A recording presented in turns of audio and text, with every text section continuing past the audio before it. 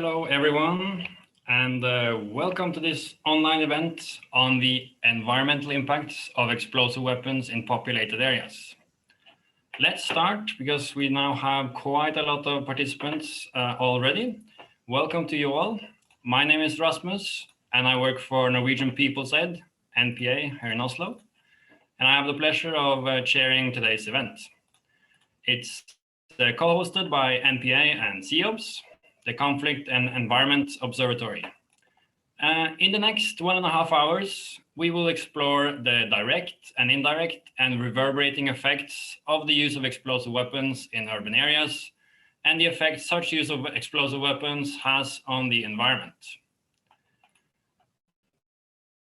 The event will highlight the importance of environmental considerations and why these must be captured as part of assessing and also monitoring the impact of explosive weapons in populated areas, or EWIPA.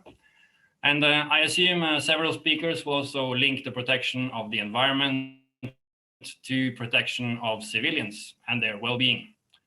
And this event obviously takes place against the backdrop of the discussions on a political declaration to address exactly the need for better protection of civilians against the use of EWIPA. During the last round of negotiations, the informal consultations as Ireland, the environment was raised by several delegations, and in that discussion, actually in the draft, the paragraph 1.3 of the revised draft declaration now mentions the natural environment for the first time, which is also supported by several of the delegations negotiating on this draft.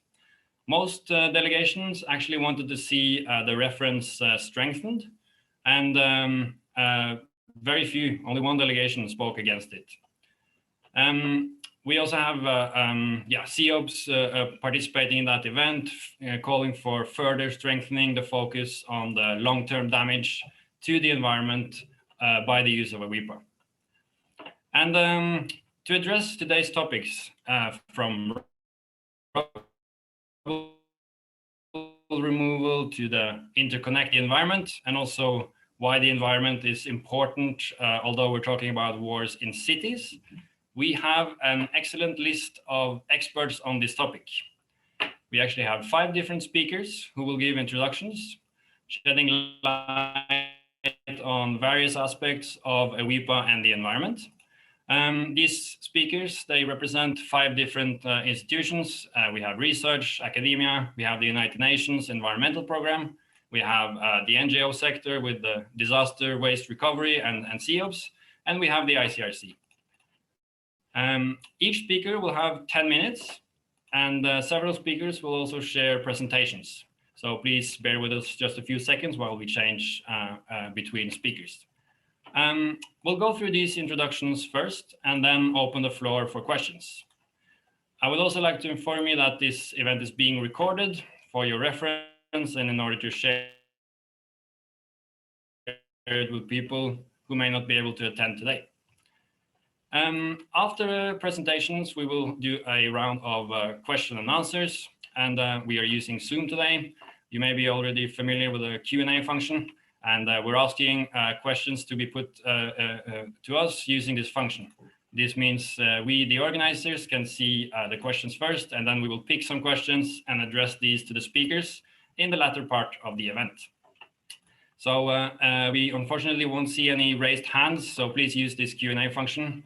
The chat box is also open, but please use the Q&A to address your questions to the speakers after the 5 interventions. We're all muted. Please remain muted, and speakers, I remind you to also mute and unmute accordingly. And with that, it's my great pleasure to introduce the first speaker of today, which is Jennifer Dathan. She was formerly a researcher at Action on Armed Violence, AOAV, an organization that has published a lot on this topic. At AOAV, she was responsible for the Explosive Violence Monitor, and research on the consequences of explosive weapons use. She's now a PhD researcher at Anglia Ruskin University.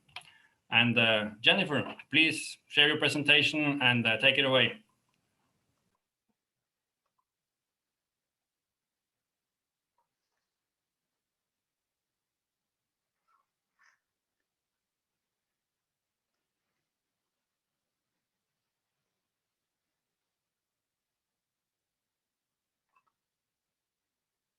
So I'm Jennifer Dathan, a former researcher and now consultant at Action on Armed Violence.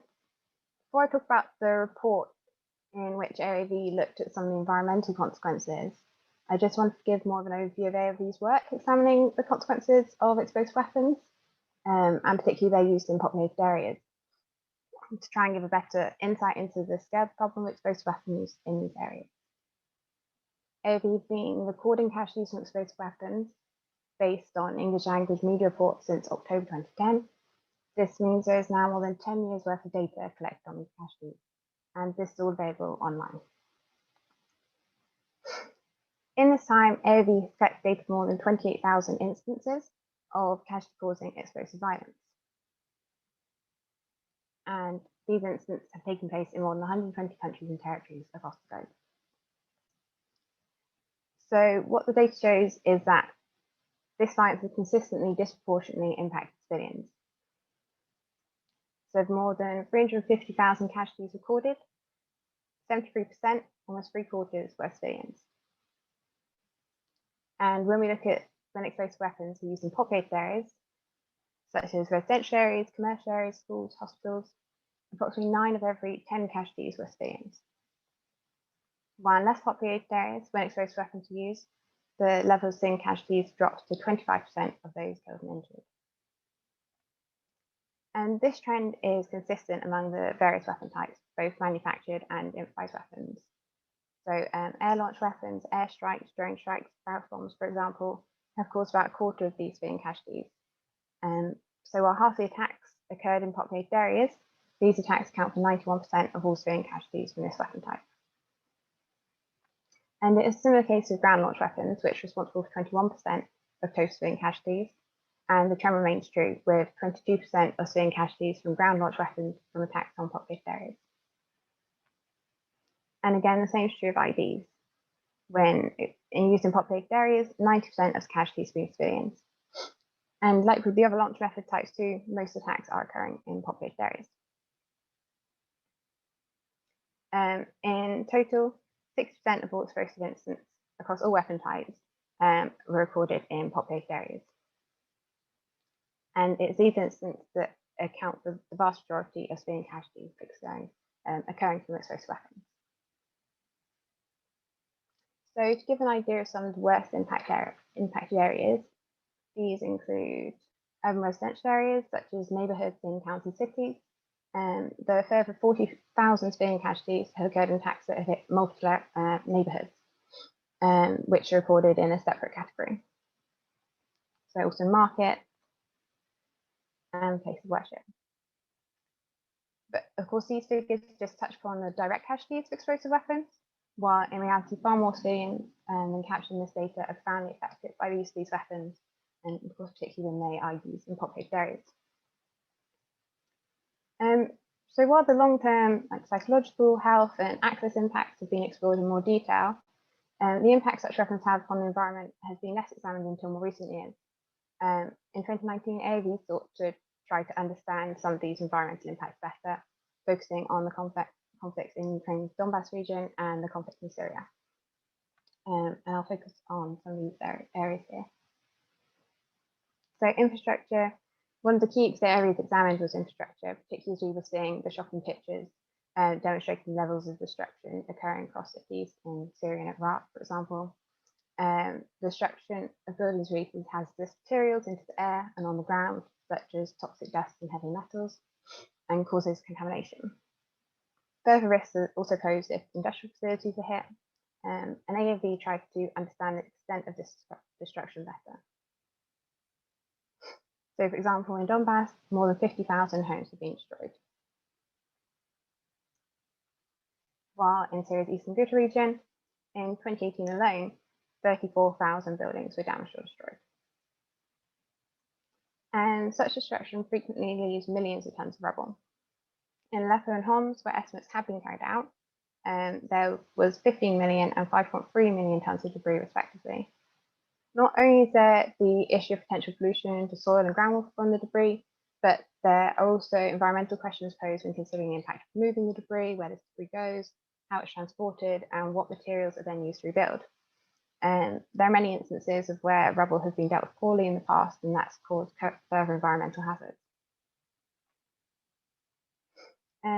The removal of rubble is also made more difficult when buildings are destroyed by explosive weapons, by the potential presence of unexploded ordnance or IEDs, as has frequently been seen in recent conflicts. The failure rate of modern weapons is between 3 and 5%, and we have to consider it maybe greater for those using older weapon types. And destruction of buildings also has health impact. While this hasn't been examined thoroughly among those impacted in the destruction of buildings in areas experiencing conflict, the findings from the destruction of the World Trade Center, for example, indicated potential health concerns. The toxic dust, for example, that is likely to be released into the air when explosive weapons destroy infrastructure in populated areas has been linked to a multitude of long-term health complications. Damage to industrial facilities across Donbass have also been linked to incidents of pollution, while in Syria there are various reports of damage to industrial sites, but critical gaps in the data remain. Nevertheless, the use of explosive weapons on such facilities poses significant direct and indirect environmental risks. For example, in Syria, the destruction of oil facilities saw the rise in more environmentally harmful and unsafe makeshift refineries. When other critical infrastructure is hit, there may also be further risk of contamination. Civilians in recent conflicts have frequently been left without access to clean water and at greater risk of contracting waterborne diseases due to the damage to water-related infrastructure that's resulted in contaminated water. The use of explosive weapons and the particular levels of destruction explosive weapons cause compared to other weapon types often results in long periods of displacement. The risk from explosive remnants of war also lengthens this period of displacement. And such lengthy displacement also takes a toll on the environment in host areas. The displaced frequently have to exploit the natural environment for fuel and shelter, for example. And in Syria, this has in part contributed to the levels of deforestation seen in some areas. Another impact that was a key complaint that AOAV found in Donbass was the rise in the levels of stray animals and encroachment of wild animals into areas where people have fled. This has led to disease increases and difficult circumstances for those that did remain or those that were returning, sometimes leading to human-animal conflict. Often those hosting large numbers of refugees may see further environmental impacts as refugee populations increase the strain on resources in the area. In Jordan, for example, there were increased numbers of wildlife violations that were linked to refugees, while refugee populations have also been linked to increased issues of water scarcity and increased levels of waste and pollution. So I've just tried to touch upon some of the environmental impacts from the use of explosive weapons in populated areas that were explored by AOAV in the report. And the report also focuses on the agricultural impacts and due to contamination of land and damaged irrigation networks, for example. And I haven't touched upon these here, but to read anything further on this, then please see the website and you can sign up to the mailing list for updates. And I look forward to any questions.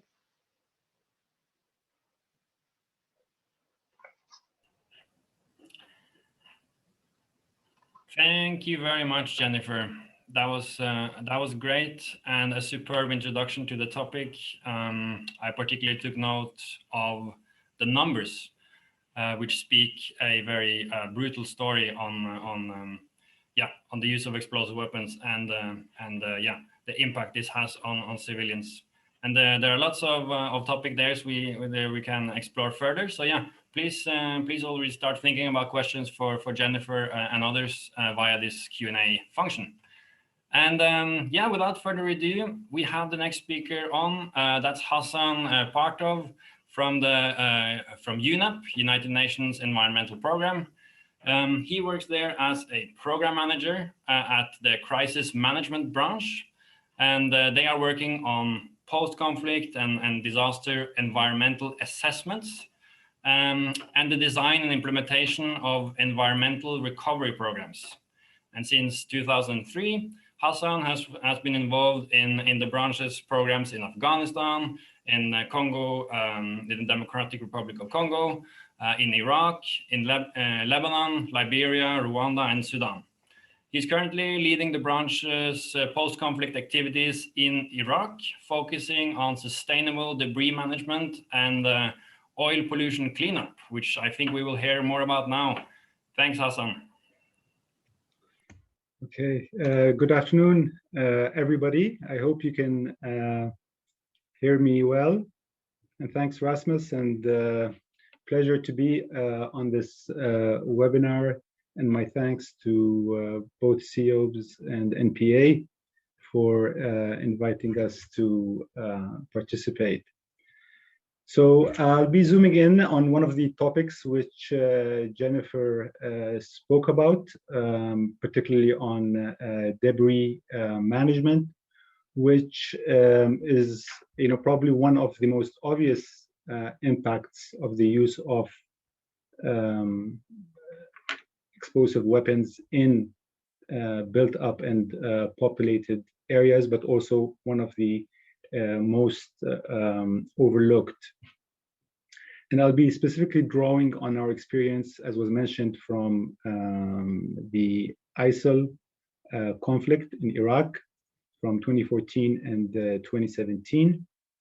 And indeed, I think for those who've traveled to this part of the world, they will have found that debris is really one of the strong symbols of this conflict, not only in Iraq, but also in other countries of the region, including Syria, Yemen, and Libya, to name some.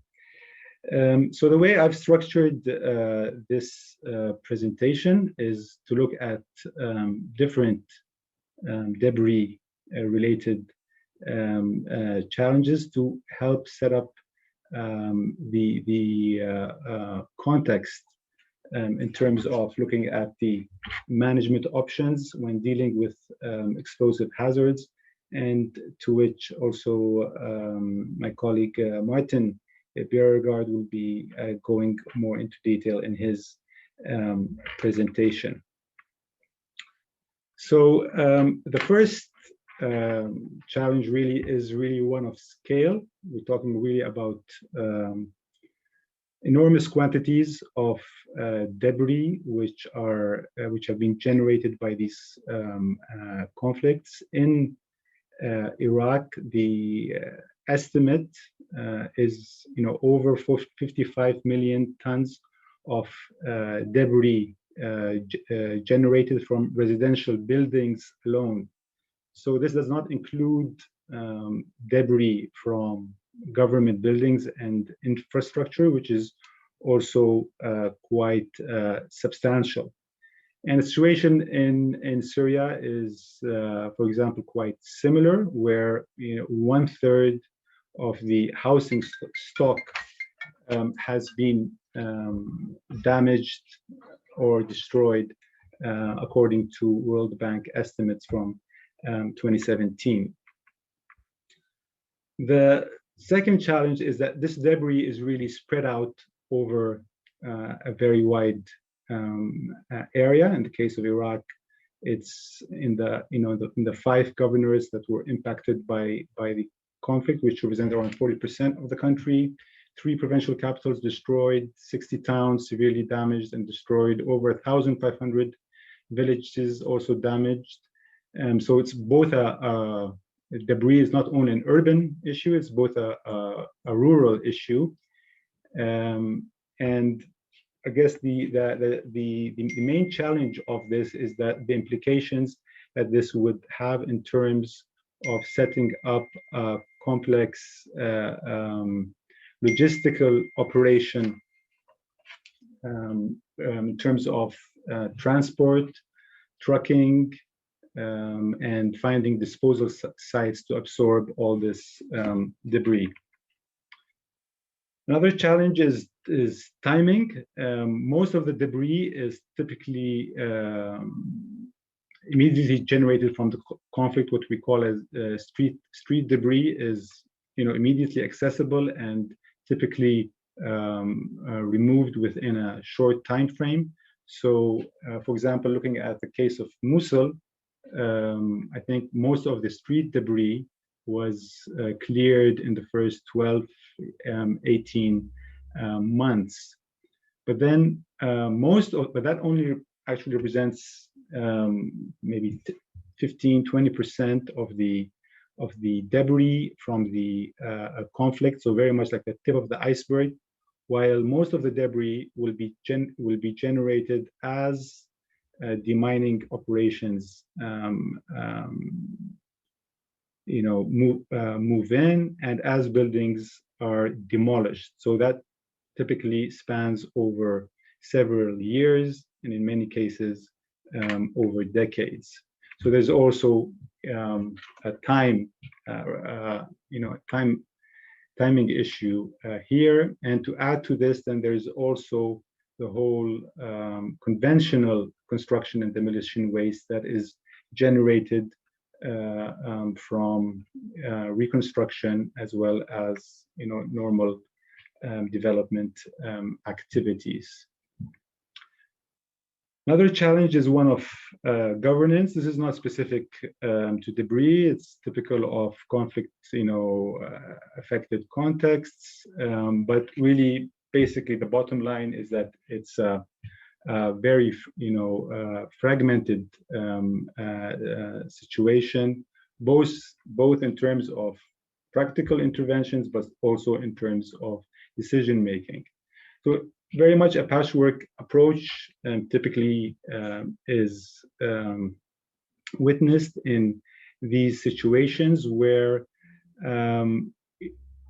understandably, organizations have their own specific priorities. For example, to clean up the debris from a water treatment plant or from a school or from a hospital or a clinic, or to establish a food distribution center, whatever the task at hand is, so that you only look at your own specific area, but nobody's looking at the whole picture. So the debris file really doesn't lend itself in these contexts to be addressed in a coordinated manner. So typically, a typical situation of not seeing the forest for the trees. The other challenge in terms of governance is that, again, in these politically sensitive contexts, there's a lot of turf between different authorities. In the case of Iraq, between the government, the governorate administration, between the municipalities, and between the federal government on who makes the decisions and here. So in the end, there's a lot of paralysis. And for example, in our case, just to cite one in Mosul, just getting a decision on where to dispose of the debris was not feasible, despite the fact that we tried to hold workshops or and have consultations on identifying and making a decision on these sites. But what would seem to be easy decisions in normal circumstances can be quite complex. And then there is also the typical bureaucratic red tape, which makes this also difficult. I'll come to this later, but I will also say that also on the environmental side is an issue here, because I recall that the environmental authorities wanted to do detailed environmental impact assessments of disposal sites and so forth without looking at the emergency context. So there's definitely a challenge in terms of getting quick and streamlined decision making. So the end result is that you have a very linear approach. So typically just clear the debris, transport it, and dump it, just outside on the city outskirts or along the roads. Here, this is the main, where a lot of the debris from Mosul ended up, which is a 2-kilometer stretch just outside of the city on the banks of the Tigris river. And other places typically where it's dumped is along gullies and other areas that can impede drainage and cause flooding. Then, of course, there's the whole issue of the explosive remnants in the debris itself. Of course, first and foremost is the issue of safety, ensuring safety of the personnel, and doing all the awareness raising and trainings.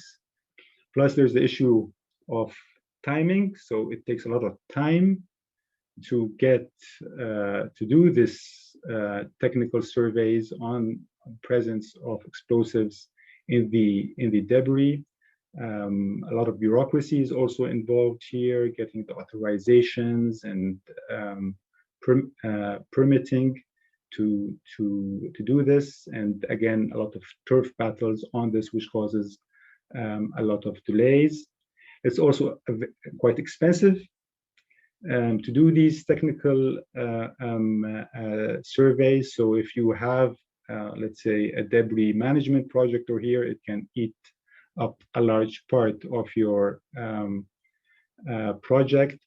And then generally also in dealing with this debris, a lot of organizations can understandably have a lot of reservations about the risks and liabilities of handling this debris. And in fact, this has been also one of the main hurdles that we have been facing in trying to address this on the ground. And actually in one instance, caused us to stop the project, or to continue, to continue it.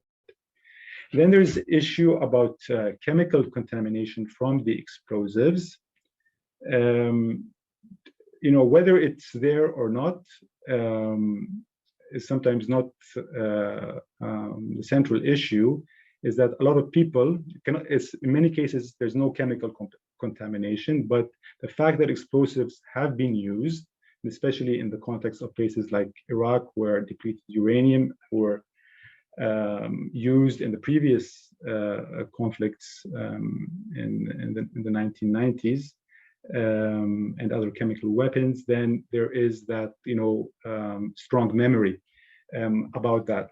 So people think immediately it's contaminated, and so you have to again do chemical contamination analysis, which is again additional cost and delays, and so forth.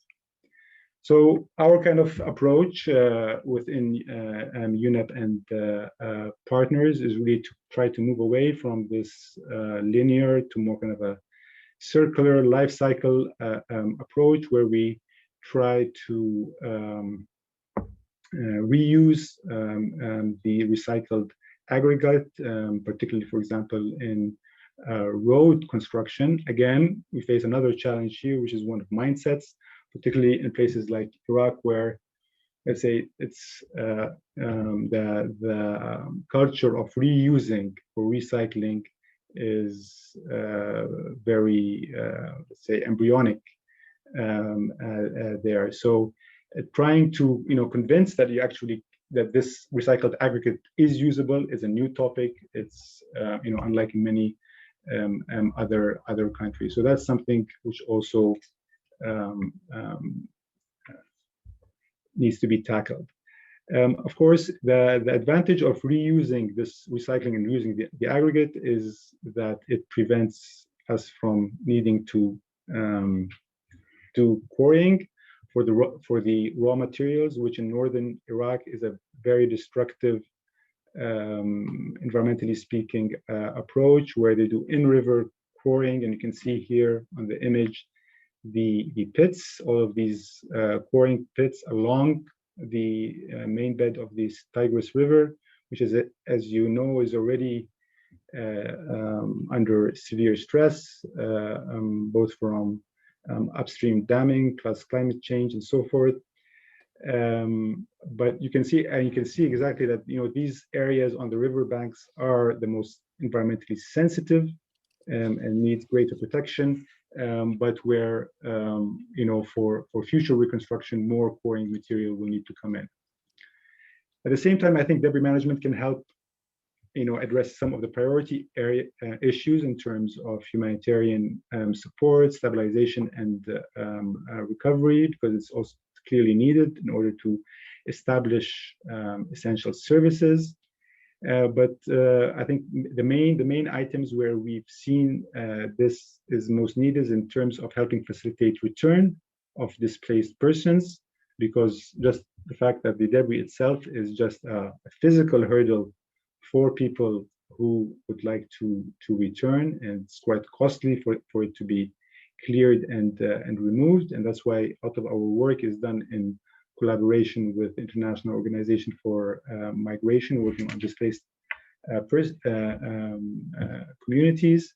And also the advantage of recycling is that it offers creation of a lot of emergency livelihoods through cash flow work.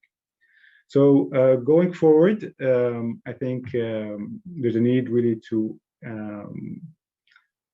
include and integrate environmental impacts, particularly debris in the EWIPA declaration, that is not just considered as an externality or a collateral damage, but it needs greater acknowledgement and recognition.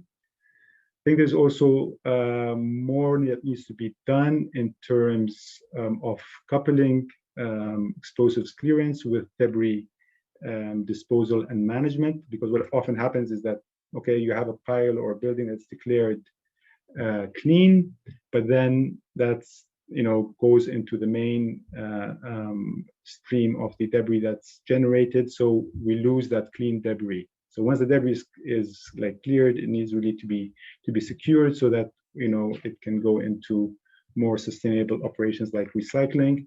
And then finally, there's need for better alignment between national and international actors in terms of standards, because what you have on the ground, as we've seen in Iraq, is a repetition of many surveys for explosives several times because of issues related to different approaches and standards.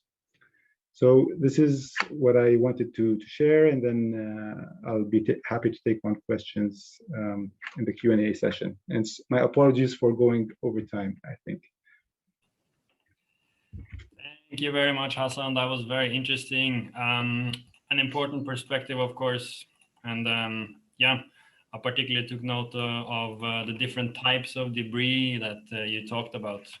I guess, yeah, street debris is, as you said, the tip of the iceberg. And in a post-war situation, there may not be the greatest capacity to deal with also the problems that are not so visible, which I guess is valid for many environmental problems. We cannot see them necessarily, but they are still huge problems. We will stay a bit on the topic of debris and cleaning up after the destructions of conflict and disasters. And I have the pleasure to introduce the next speaker, which is Martian Biagor. He has worked with post-conflict demolition, debris, and solid waste management since 1995, focusing on recovery and reconstruction programs that support livelihoods and safe return for people. And recycling of the debris and waste is a key element in Martin's more than 50 projects around the world. He's also lead author and trainer of the UN's crisis response package on debris management and municipal solid waste management. And he is the co-author of UN's disaster waste management guidelines. Welcome, Martin. Thank you. Thank you, Rasmus. Just checking you can hear me and you can see the screen. Great. Okay, thumbs up. Good afternoon, good morning, good evening, everyone. Thank you for the introduction and thank you for the invites. I'm following hot in the heels of Hassan and also Jennifer. This is one of those where we'll be telling you what we're going to tell you about it, and then told you what we're telling you about. So it's going to be about debris and waste again. And I'll focus on a couple of different additional issues as well. So I've got 4 things that I want to share in this brief presentation. So the safety, delays, which Jennifer also mentioned, making the debris difficult to recycle, the impacts of that, and then also on solid waste, the impact on solid waste. So debris is from the buildings and the infrastructure, and solid waste is from the households and industrial waste. And they're separate elements, debris and waste. So first of all, where I come from in my world, working in post-conflict in the humanitarian, what we're looking at is to regenerate livelihoods. It's to provide access for safe access for people returning to their their homes and to their works, and then recycling if we can to reduce costs, because the cost of reconstruction is huge. Removing risk to the public, so from unstable buildings or asbestos or explosive remnants of war, and also to show that things are happening. So we're removing these visual scars. And this is these pictures here are some of my favorite from Homs, working in the center of Homs. You'll see on the left, typical post-conflict shelled artillery and street combat. Once we remove that debris, within a couple of weeks, this gentleman here in the center picture was straight back and repairing his shop, his cafe. And then even a couple of weeks later, we're there sitting outside having some juice in a cleared street that you see. And this really demonstrates to me what we're trying to do. And this is where explosive remnants of war, they come in the way. They really stall our work. So if we look at the first,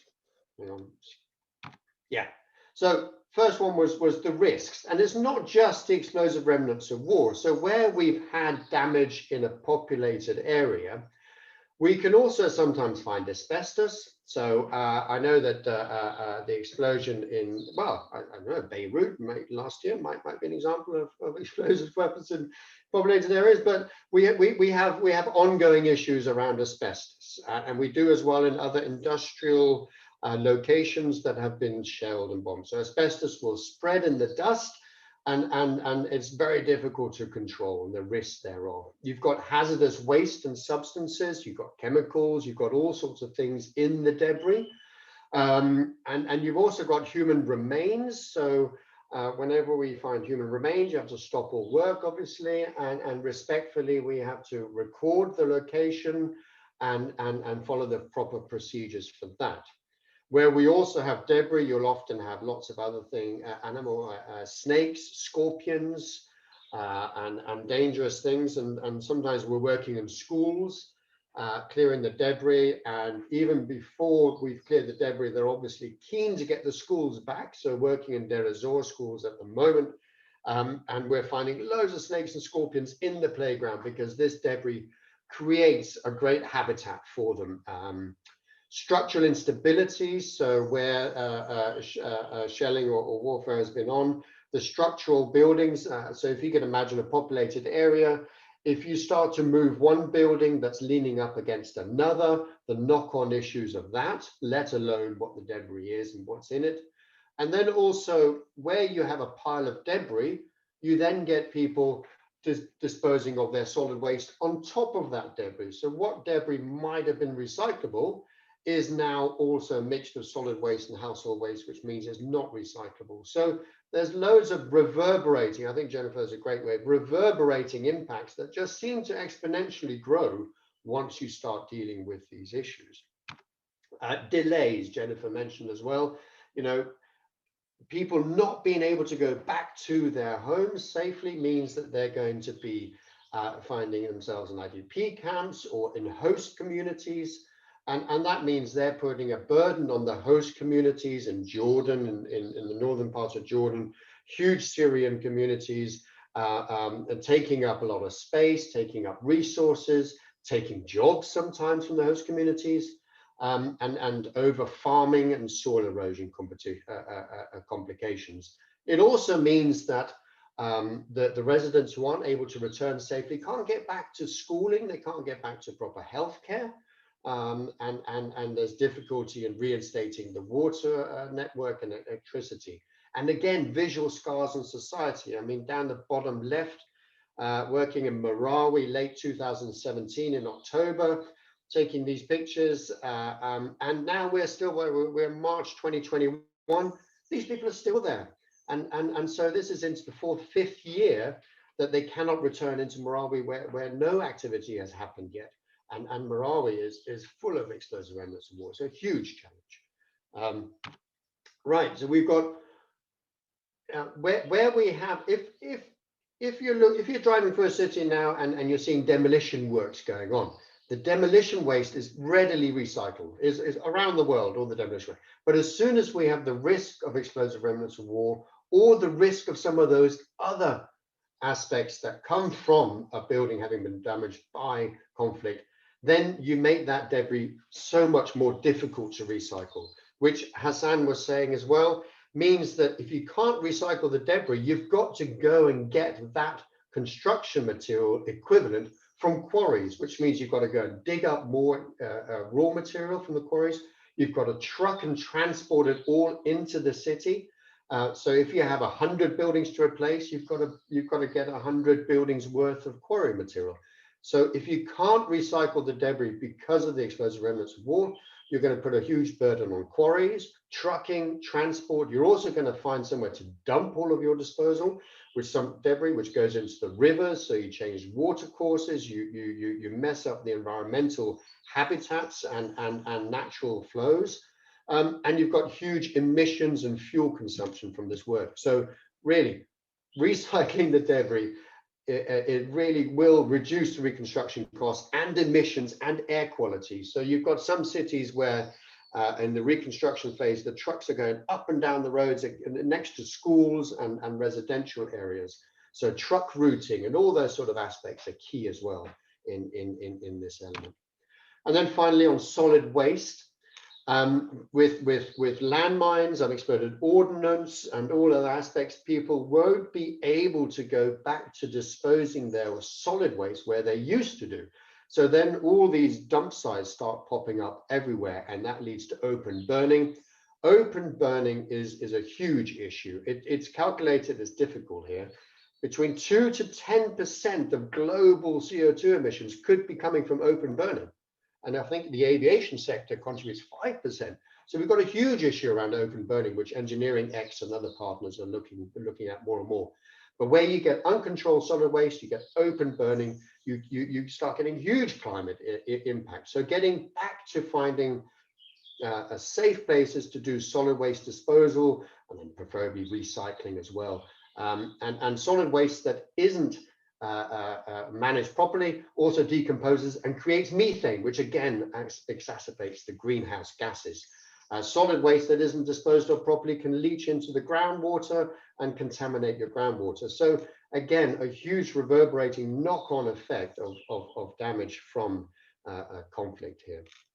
So what could we do better?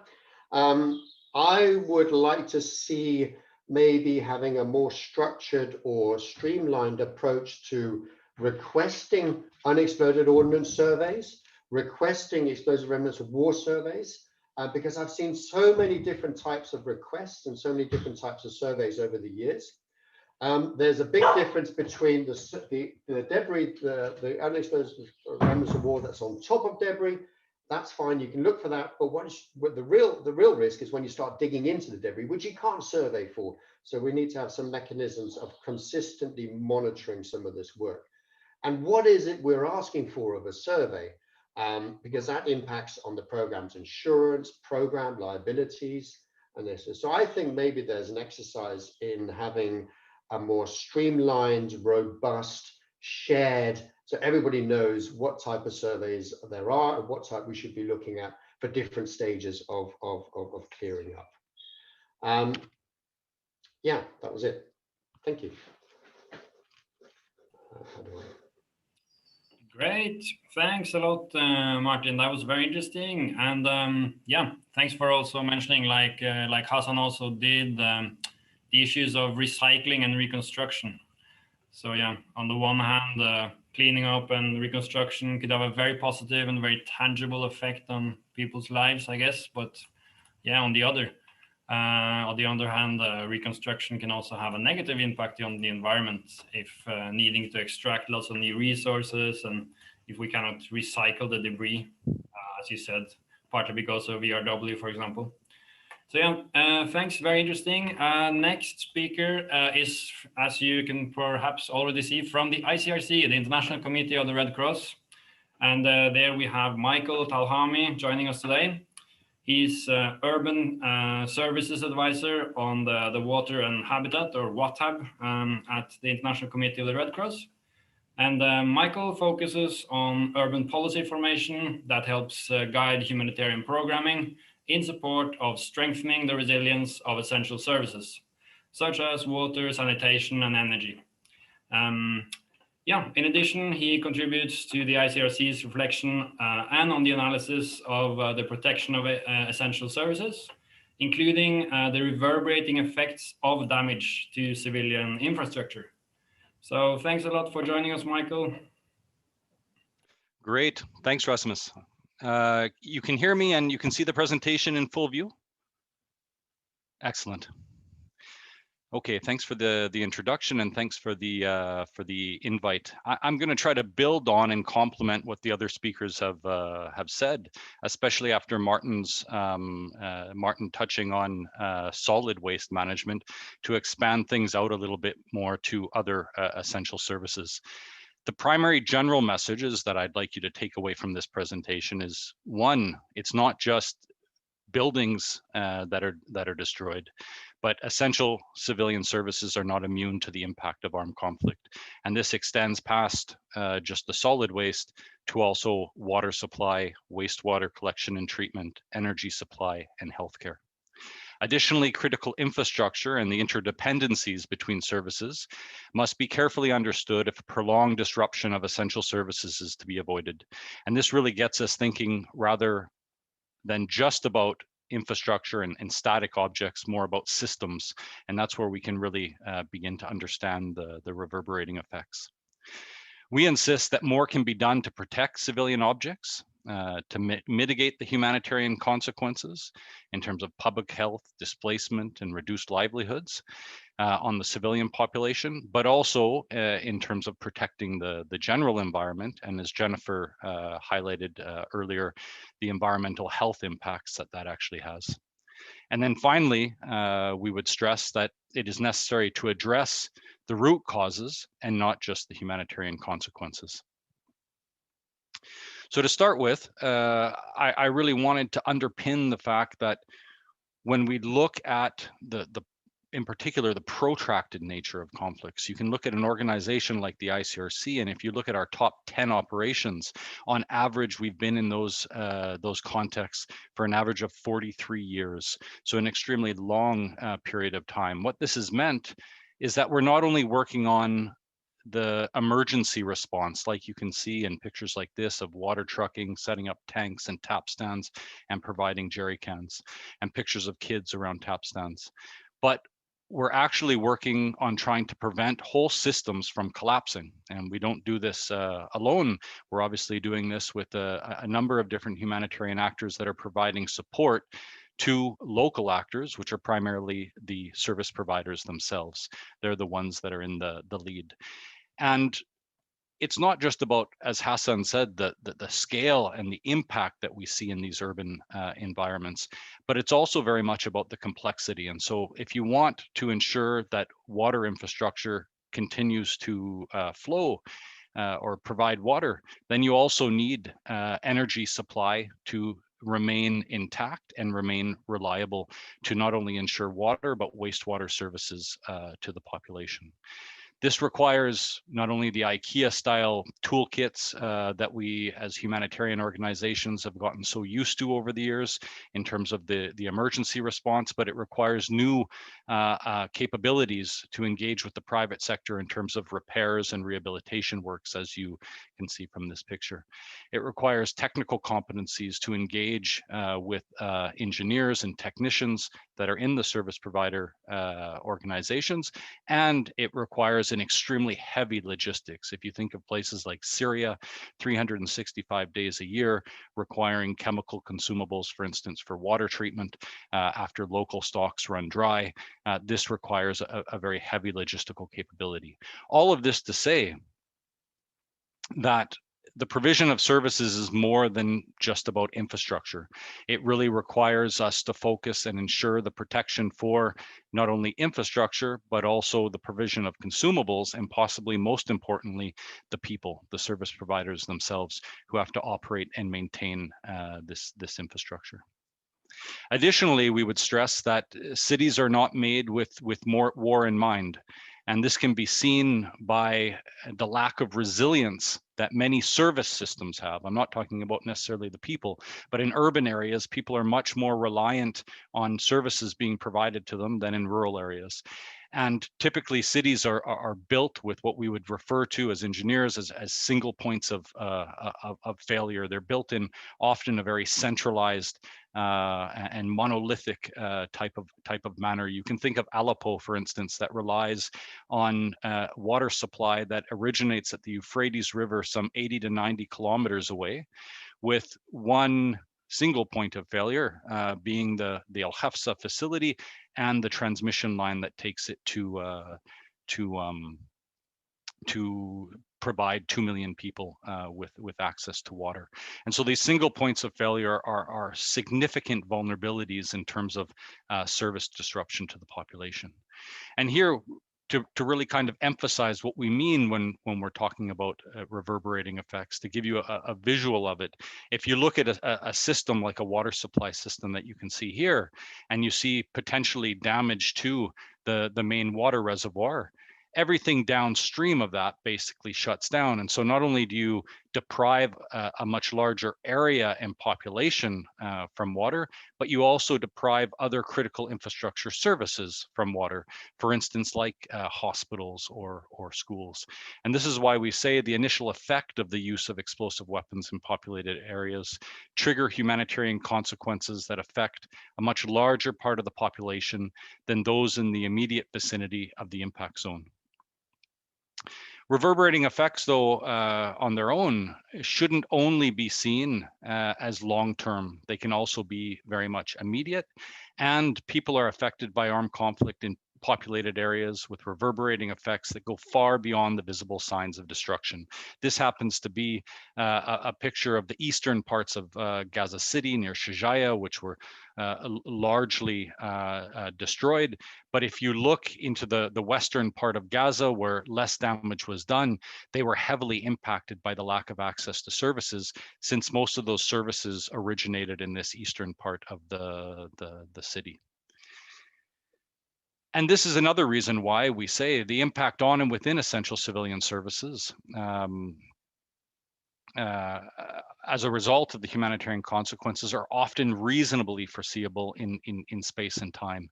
Being able to identify the infrastructural laydown and the consequences that can happen from that disruption is something that is technically feasible these days, and something that also is relatively well documented in terms of the causal chains. The humanitarian consequences that come from this, first and foremost, we would stress the risks to public health, and the fact that over time, the cumulative impact from multiple direct damages to essential services has a heavy bearing on the public health of the population. And you can see this from situations like in Yemen and the outbreak and spread of cholera, for instance. Additionally, as others have mentioned on this panel, displacement This is just to show kind of a sense of scale. You can see places like this, buildings that before the war were not completed. The ICRC and the Syrian Arab Red Crescent have retrofitted those buildings to house tens of thousands of people, for instance, outside of places like Homs and Hama. But also when you look at those that have been displaced from the conflict area and have become refugees, you see images like this, which is the Zatri camp that houses over 80,000 people. And not to forget, but harder to visualize sometimes, is those refugees that are actually living within host communities. So here you can see them in the front yards of Jordanians in tents that are housing those Syrian refugee families.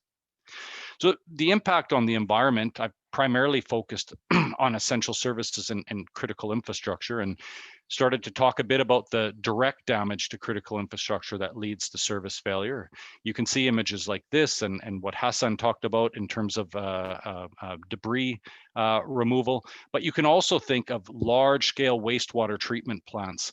And when there's damage to those treatment plants, and they're rendered inoperable, then basically you get situations like this where you have wastewater potentially flowing directly out to the sea, untreated. You can see pictures like this in Benghazi, for instance, where the central area of Benghazi is completely flooded at one point in time with wastewater. But it's also about the destruction of consumables used to enable the safe delivery of essential services. And so many of these essential services also rely on what could be considered toxic industrial chemicals that then are in these actual facilities. You can have smaller pumping stations that might have dosing units, chlorination units to treat the water, as you can see from this picture, but you can also have much larger, for instance, water treatment facilities, larger storage then of anything from chlorine to ammonia to hydrochloric acid, for instance, which obviously causes a significant concern. And on the energy side, you also have whole stockyards, for instance, with cabling here that's been completely incinerated, and the environmental impact that you can see from the bottom of that in terms of the molten material that has been left over. So other environmental issues of concern in urban areas is most definitely, in terms of those pathways that can affect environmental health impacts, is one, the contamination of water resources, as you can see from this picture of a building that has been collapsed, and the household connection that is basically flooded water up to the surface. You can see it in terms of solid and hazardous waste facilities. You can think of agricultural facilities that are based in and around urban areas that then store, for instance, pesticides or fertilizers. Industrial pollution, for instance, on the outskirts of urban areas. If you think of fuel stations or power plants, and then the coastal environment in terms of the cleanup efforts that need to take place, as well as what others have talked about before me in terms of the explosive remnants of war and weapons contamination. This happens to be the tail end of a tank shell that's been left in the reinforced concrete of a water reservoir. I was also asked then just to very briefly mention about impact monitoring and the challenges around that in terms of evidence-informed policy and practice. And in terms of monitoring, one of the main things that we strive to do is look at service delivery and the quantity, the quality, the accessibility and reliability in terms of the access to those services over time. And this requires strong relations with local actors whose primary responsibility is to operate and maintain those, and to have a systems level understanding. In terms of the general environment, it requires often direct access to conduct environmental damage assessments, or if you don't have direct access, then you need to use satellite imagery, geolocation, and other remote sensing techniques, coupled with field research and interviews to really be able to back that up. PACS does some of that work, and in terms of a lot of the environmental damage assessment, post-conflict at least, those are issues that Hassan and UNEP tackle regularly. In terms of the impact assessments, again, if there is no safe access, then the impact analysis typically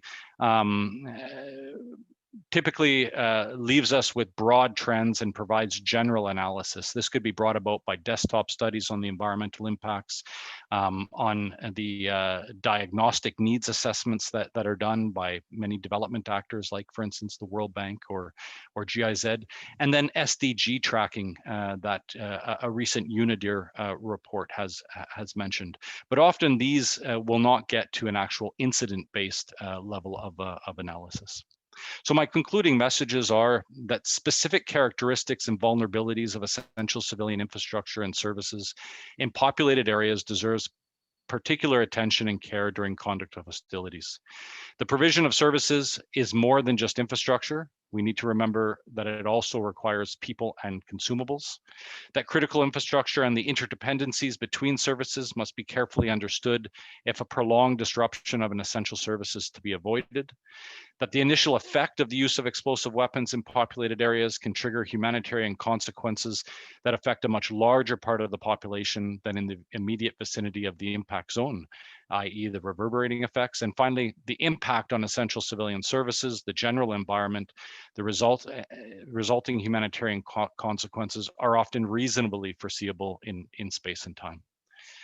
I'll leave it at that, and I'm happy to answer questions after the next speaker. Thank you. Wonderful. Thank you very much, Michael, for that. Yeah, and thanks for also that really useful summary at the end there. I also took note of what you said about needing to address the root causes, not just the humanitarian consequences. And yeah, that becomes quite obvious when looking at how everything is interconnected and the vulnerability of these urban service systems. So yeah, great. Our last speaker of today is Linsey Cottrell, Environmental Policy Officer at CEOBS, the Conflict and Environment Observatory.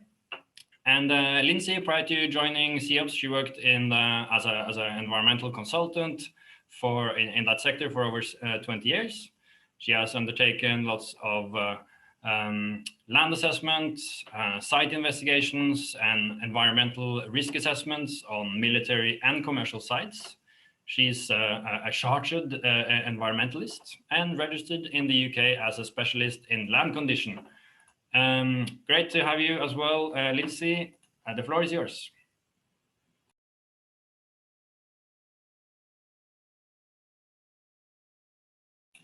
Please unmute.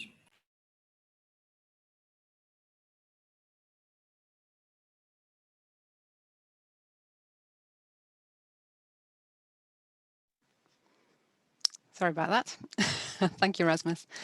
So I'm going to focus now on the specifics of conflict pollution caused by the use of explosive weapons in populated areas. I'm going to go through some of the definitions, the hazards, the exposure pathways, linkages, issues of legacy of contamination and mitigation. So I appreciate that we've all been talking about the environment, and I'm the last speaker to speak, but I just wanted to re-emphasize that I understand it's difficult, that often the environment in the urban setting is more difficult to understand, and we often think about it in the rural setting, but the environment doesn't have any boundaries, and it relates to cities as well as rural settings and natural habitats.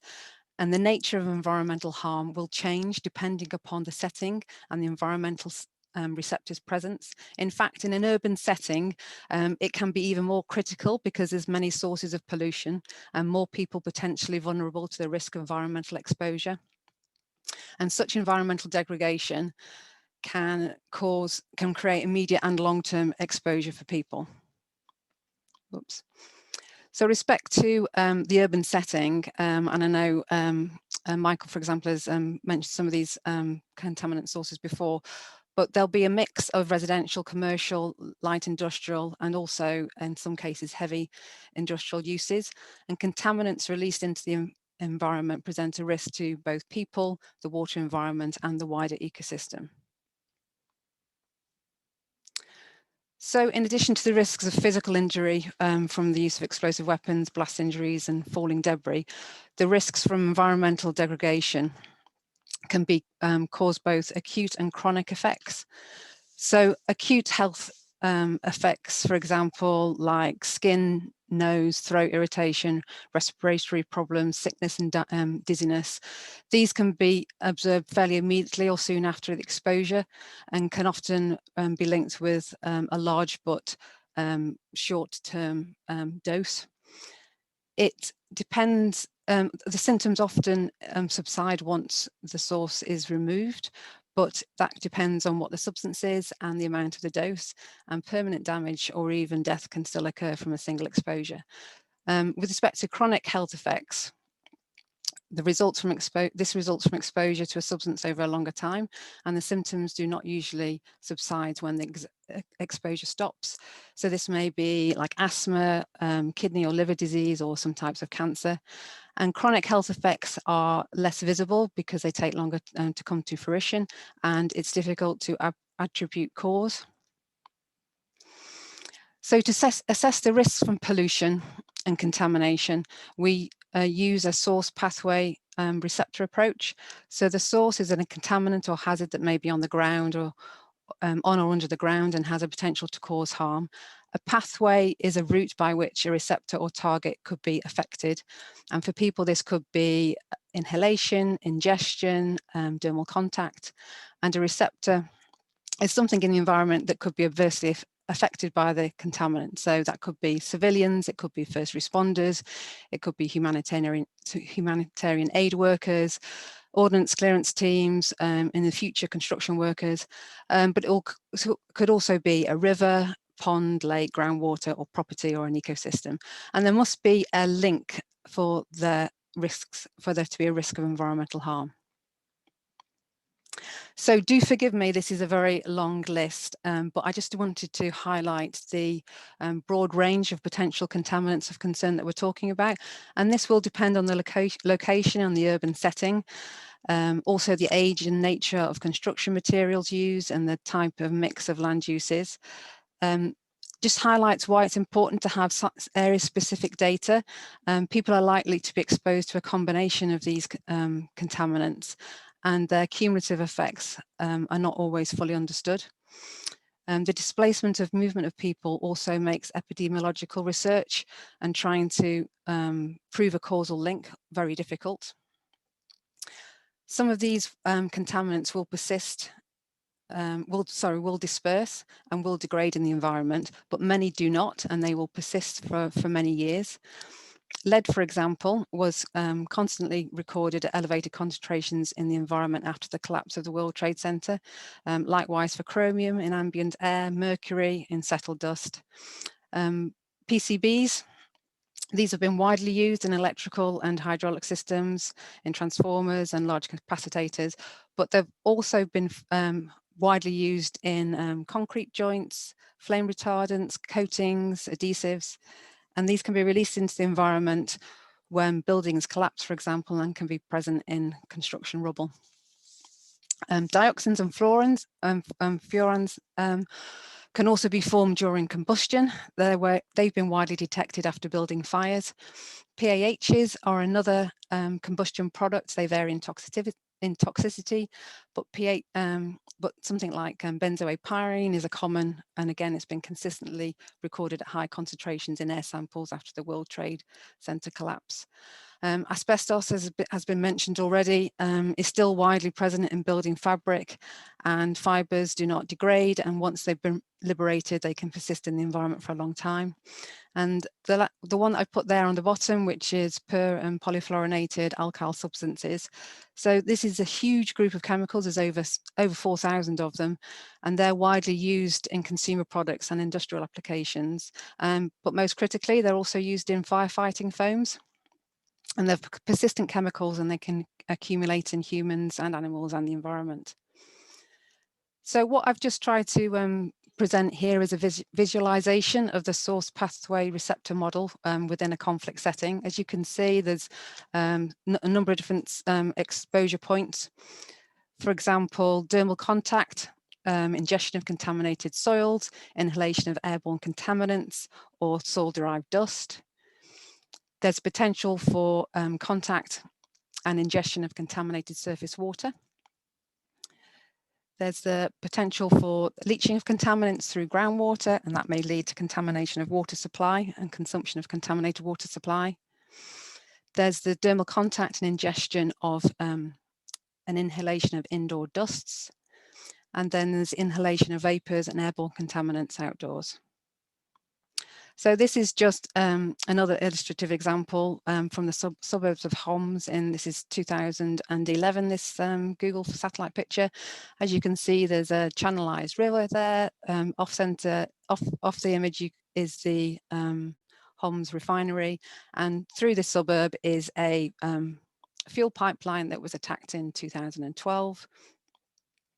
So as you can see from the resulting fire, just covered by partially by this photo, there'll be short-term health impacts, obviously from the smoke and particulates from that plume, but also long-term risks from the residual contamination and risk to the drainage system as well. So with respect to legacy of contamination, again, it's already been mentioned. It can delay recovery, it can undermine the achievement of sustainable development, and it threatens the health of people and the environment. And if it's not dealt with, the legacy of contaminated land can last for decades. And this can lead to orphan and derelict sites, which remain undeveloped, or they may be occupied at risk. So building on contaminated land, which has not been dealt with, not only presents a risk to future construction workers or future occupants of those buildings, there's also a risk to the fabric of the building itself and for buried services, which can be degraded by contaminants in the soil. There's also the risk of limited access to specialists and technical equipment for undertaking remediation work of contaminated land, similar to the points made about debris management. What I wanted to highlight as well is just about the prohibitive costs associated with remediation of contaminated land as well. These examples, again, just to highlight some of the cost factors, although they're not strictly related to the use of explosive weapons in populated areas. But the example here of NATO in 2016 undertook some remediation work at Kandahar airfield of 6,000 cubic meters of fuel, contaminated soils. That was $1 million US, but much more considerably, a couple of other US projects treating Agent Orange contaminated sites in Vietnam, one of which is still ongoing near Ho Chi Minh City. The first 5 years are estimated to cost $183 million US, and that is just the first 5 years because it's expected to last at least 10 years. So as part of the political declarations on the use of explosive weapons in populated areas, we've been asking for states to support the work of the UN in identifying and implementing good practice in the assessment and management of conflict debris and pollution, and this means aligning with the following UN resolutions. And in practical terms, this means asking a review of military practices and identifying measures to minimize harm before and during conflicts. During conflicts, states review their targeting guidelines to reduce risk of accidental or deliberate damage to infrastructure. And then there's also timely sharing of data on environmental hazards to help support the wider population. So I also want to mention, as well as Michael did, about the UNIDIR, the United Nations Institute for Disarmament Research report that was issued in February, and its purpose is to provide indicators to measure and document the effects of EWIPA. And this menu is based on SDGs. At the moment, it just looks at 4, but there is a view to extend that to consider other SDGs. And with respect to conflict pollution, it would be useful to include ones looking at clean water and chemical and waste management. I also wanted to mention about the other guidelines and frameworks which were both published last year. We have the ICRC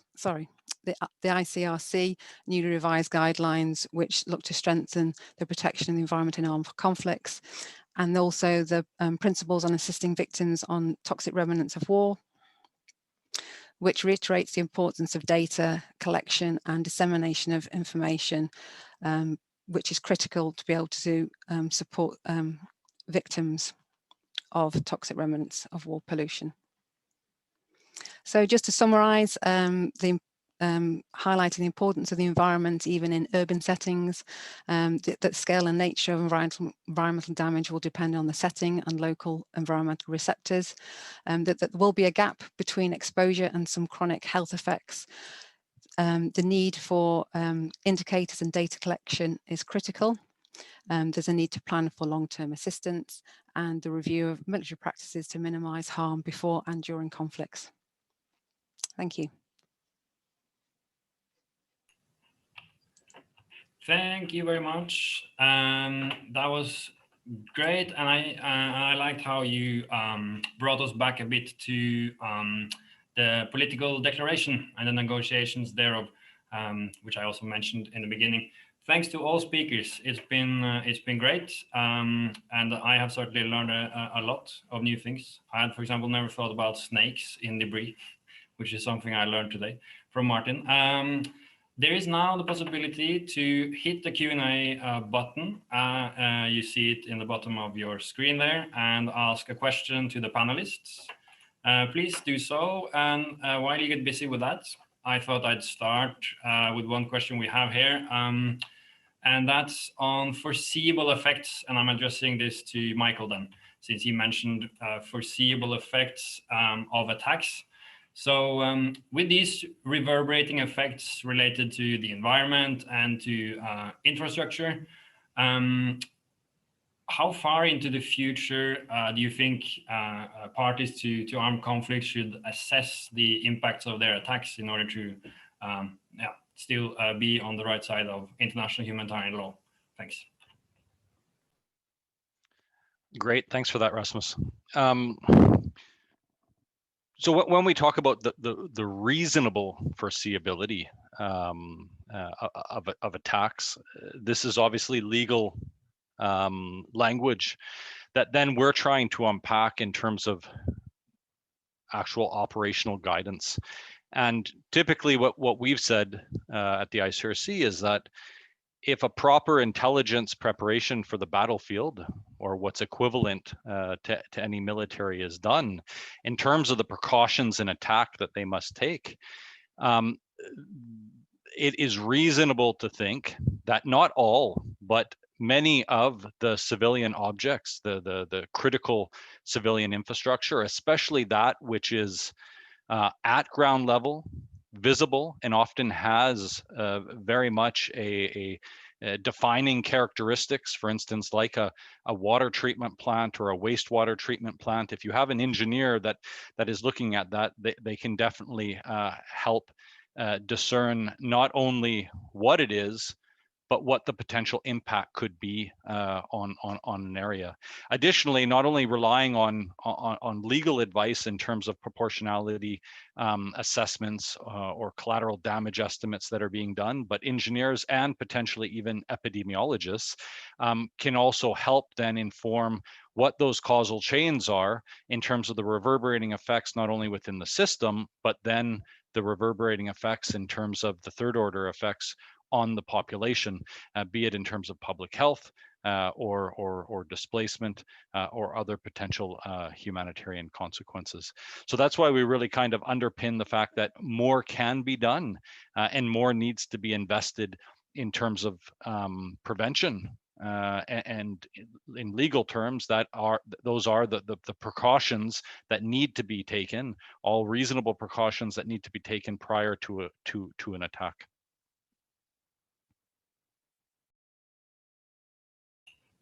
Thank you very much for that. We have some questions coming in now. I'll just read them out and then address it to one of the speakers here. It's on the impact of ERW on debris management, and that has been mentioned by several speakers. Do the speakers, and then I would refer this question to Martin or to Hassan. Any of you guys have any practical suggestions for demining organizations, specifically that might help improve or speed up the debris management process?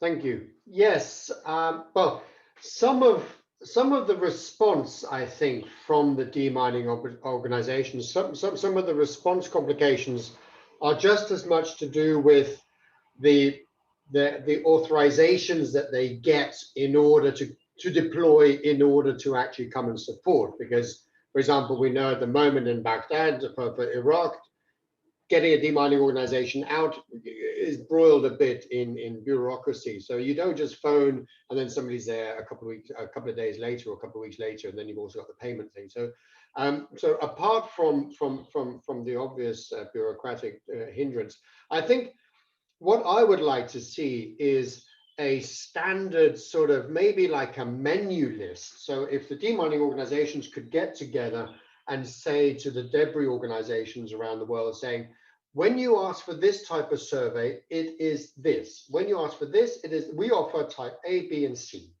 And so type A is just the top. It's only what we can see on the top. There's huge risk. There's still stuff from the debris. Yeah, type A, boom.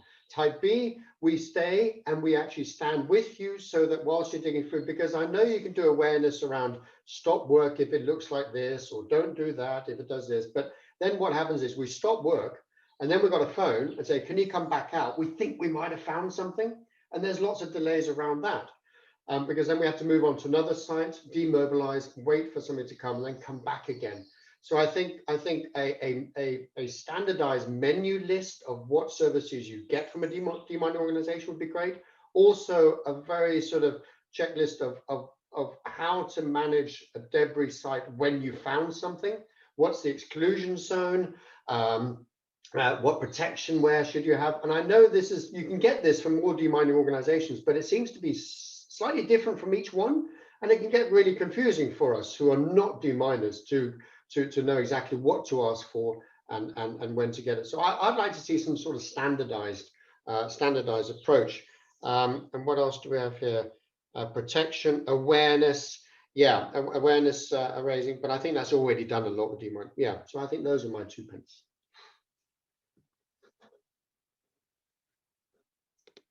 Okay. If you want, I can jump in. Please do.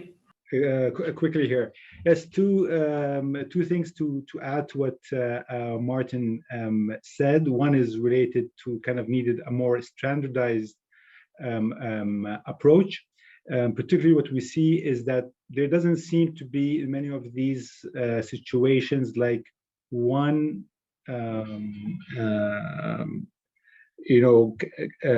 clearance order that everybody can trust that this area is safe. We need to go, we've had cases where we need to get one area surveyed multiple times by different actors, national and international. So, and that takes a lot of time. And and then we have also conflicting reports between different actors. Some say it's clean, and some say it's not clean.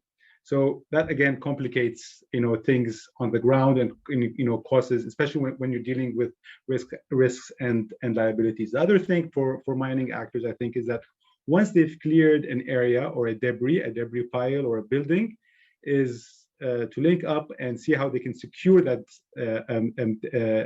debris pile. So it's somehow maybe like a database where these piles are or sites are identified as clean, so that they don't get later on contaminated with other people, as we see in this context, where they just add more debris on other piles, and then we don't know. So whatever is clean, I think would be good just to get that secured. Thanks. Great. Very good. I think we have time for a quick last question, and that one goes to Linsey, I think, and it's actually about collecting data and knowing that there is sort of this causality between what we observe in conflicts and some causal link between the use of these weapons and the environmental effects or the effects on civilians. So the question is about how we as a community could make arguments also if we don't have perfect knowledge of these causal links. So if we look for sort of a perfect correlation between these two, we may not prove it enough. So how can we as a community make these arguments about the effects that explosive weapons has on the environment without being able to point specifically at examples in any conflict, in a specific conflict, let's say. I hope that question was more or less clear. I was just reading parts of it. I think my argument here on this point would be that with respect to the difficulties in proving cause, to go the other way and proving what's present in the environment as much as you can, because when you look at contaminated land, for example, you don't assess the population to decide what the health impacts are to them from that contamination. You look at the concentrations or the evidence within the environment that demonstrates that there's either significant harm could be caused from that concentration of contaminant, or the significant potential of harm being caused from that concentration of contaminant in the environment. And that's the point in which the decision is based on what action then needs to be taken, rather than trying to link cause and effect with respect to what's present within the ground or within contaminated water supply. I don't know whether Michael also wants to provide an answer for that question as well. Yeah, he can do that if he can do it in 1 minute. Yeah, maybe the only thing I would add there is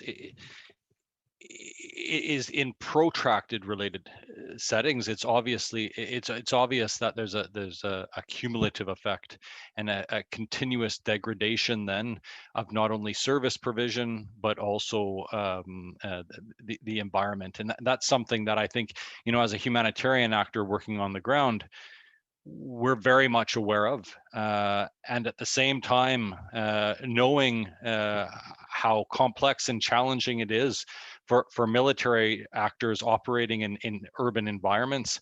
It's also something that bringing other technical competencies around and investing, as I said earlier, more in what's reasonably foreseeable is something that can help to mitigate the consequences.